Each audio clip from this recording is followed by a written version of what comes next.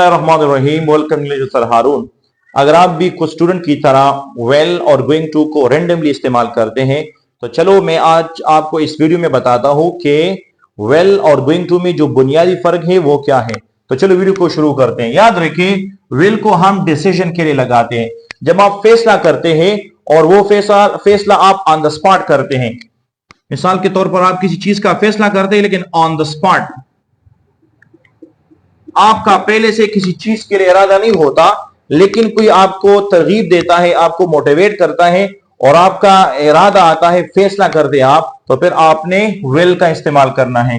जिस तरह एग्जांपल में है I will buy a car, मैं गाड़ी को खरीदूंगा। I will buy a car, मैं गाड़ी खरीदूंगा।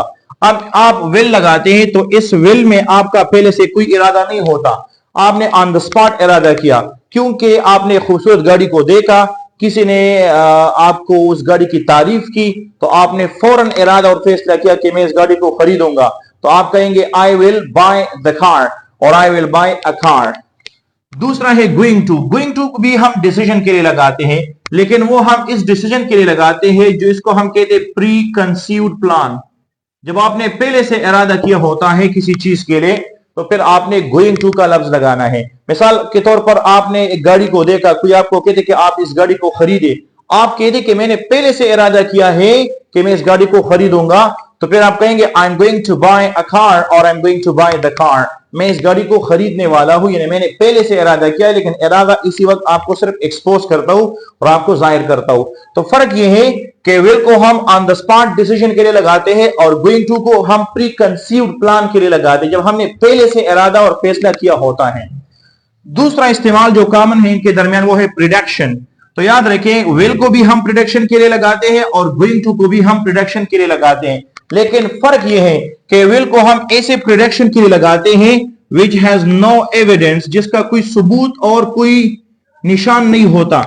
मिसाल के तौर पर कोई कहता आई इट विल रेन टुमारो, कल बारिश होगा।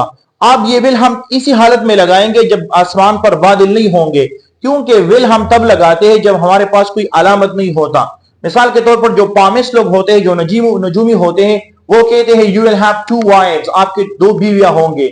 अब इसी की कोई अलामत और कोई निशान नहीं है, लेकिन अगर ऐसे प्रोडक्शन की हम बात करेंगे जो बेस्ड ऑन एविडेंस हो, बेस्ड ऑन एविडेंस यानी इसका कोई बुनियाद और कोई सबूत हो, तो फिर हम गोइंग टू को इस्तेमाल करेंगे।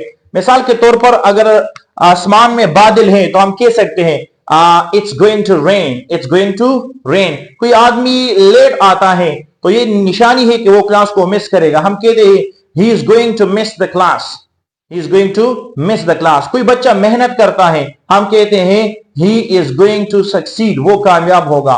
तो फर्क यह है कि प्रोडक्शन विल और गोइंग टू दोनों जाहिर करता है, लेकिन विल को हम ऐसे प्रोडक्शन के लिए लगाते हैं which has no present evidence, और गोइंग टू को हम ऐसे प्रोडक्शन के लिए लगाते हैं जिसका कोई जाहिर हो, जिसका कोई सबूत हो, जिसकी कोई जाहिरी अलामत या निशान हो या कोई एविडेंस हो। तो I hope you got the point. Thank you for giving us your precious time.